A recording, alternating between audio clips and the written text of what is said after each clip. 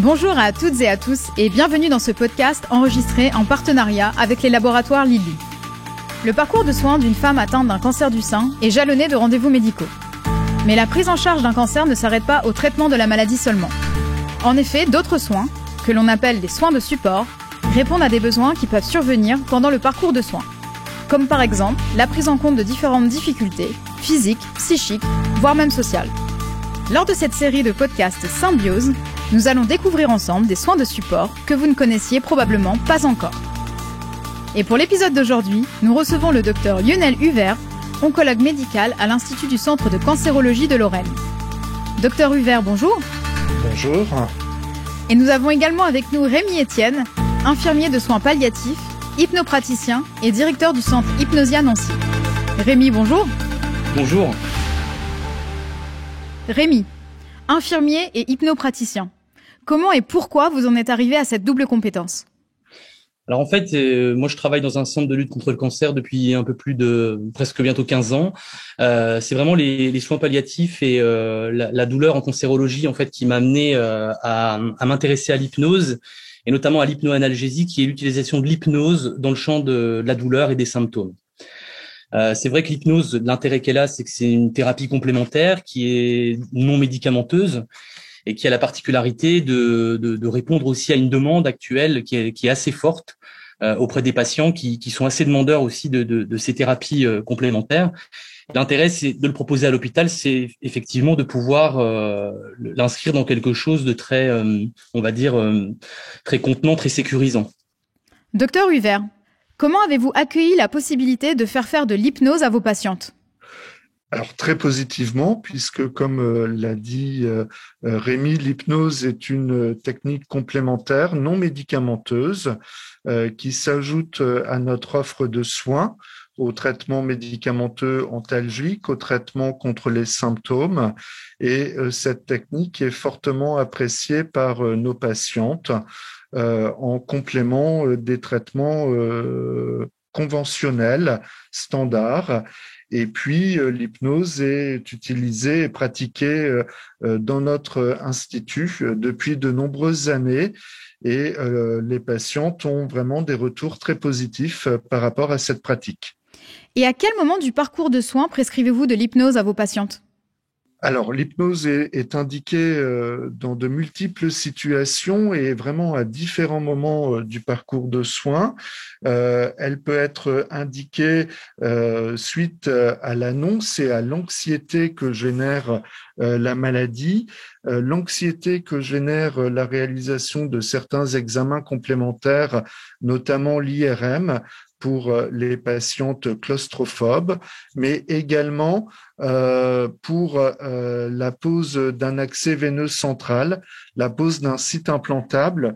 Cet examen dans notre institut n'est pas réalisé sous anesthésie, mais peut être accompagné de techniques d'hypnose. L'hypnose peut être également indiquée en cas de troubles digestifs à type de nausées, vomissements, mais également en cas de troubles du sommeil, en cas de douleur. Et puis, de manière plus tardive dans le parcours de soins, l'hypnose peut être indiquée quand il y a des bouffées de chaleur difficiles à supporter et également dans une situation parallèle en termes de sevrage tabagique où l'hypnose peut avoir une aide.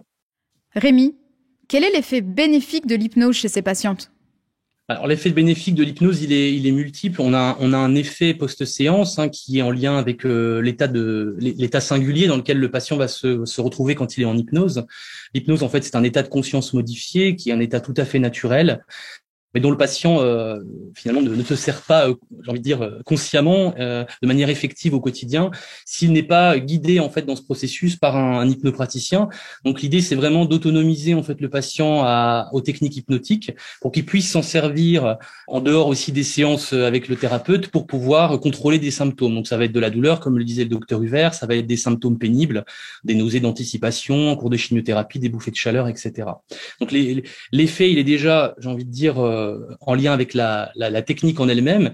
Et puis, il y aura un effet indirect aussi plus avec plus en lien finalement avec le principe d'autonomie, c'est-à-dire que le patient, comme il va utiliser des techniques hypnotiques pour son propre compte, il va retrouver un sentiment de contrôle aussi par rapport à cette symptomatologie, se sentir impliqué, être proactif, être vraiment un acteur de sa prise en charge.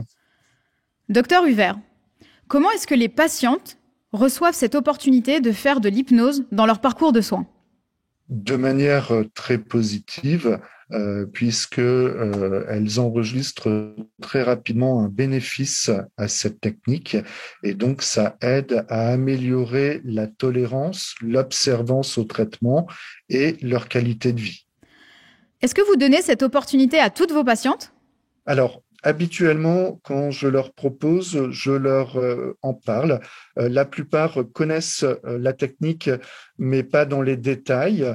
Donc, je propose un rendez-vous de consultation avec Rémi pour déjà faire connaissance.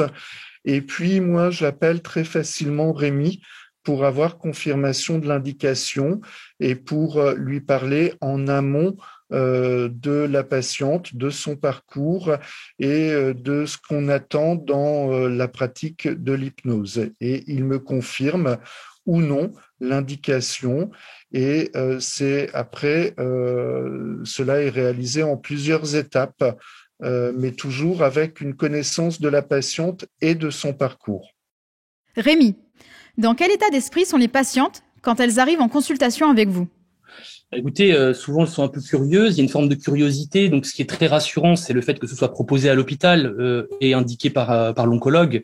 Il y a comme ça un sentiment de multidisciplinarité. On va dire que effectivement les patientes vont se sentir contenues.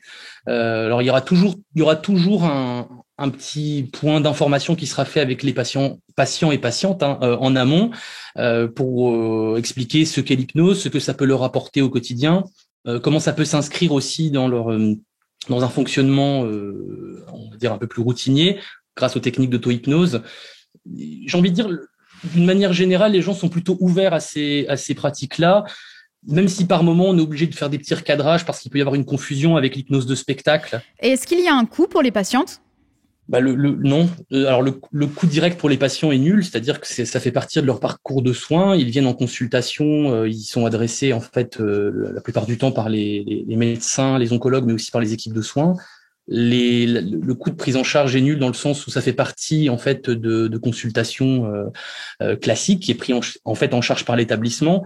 Je parle de coût, il n'y a pas de coût direct parce qu'il y a quand même un coût financier dans le sens où ce poste-là nécessite quand même d'être rémunéré, mais c'est l'établissement qui prend à sa charge en fait le coût de ces séances d'hypnose en fait. Quel conseil donner aux praticiens qui nous écoutent et qui voudraient en savoir plus sur la mise en place de l'hypnose dans le cadre d'un parcours de soins? Alors, Rémi est l'auteur de plusieurs ouvrages qui sont très intéressants. Le premier ouvrage, en fait, ce sont des ouvrages dans la collection Dunod, D-U-N-O-D. Et le premier ouvrage est très intéressant car il concerne les soins de support en oncologie adulte. Livre qui a été rédigé donc par Rémi et par le docteur Aline Henry, qui est médecin de soins de support à l'Institut, et donc qui énonce les bénéfices de l'hypnose et les modalités pratiques. Et plus en détail, Rémi est l'auteur de 2 autres ouvrages complémentaires, notamment l'aide-mémoire Hypnose en soins infirmiers, toujours de la collection Dunod, et puis la boîte à outils de l'hypnose dans les soins, où là, vous retrouverez les différentes indications de cette pratique complémentaire. Merci à vous deux pour ce point de vue qui pourra, je l'espère, inspirer d'autres praticiens à mettre en place des initiatives comme celle-ci dans leur centre. Merci à vous, chères auditrices et auditeurs, pour votre fidélité. Quant à moi, je vous donne rendez-vous le mois prochain pour un nouveau podcast Symbiose.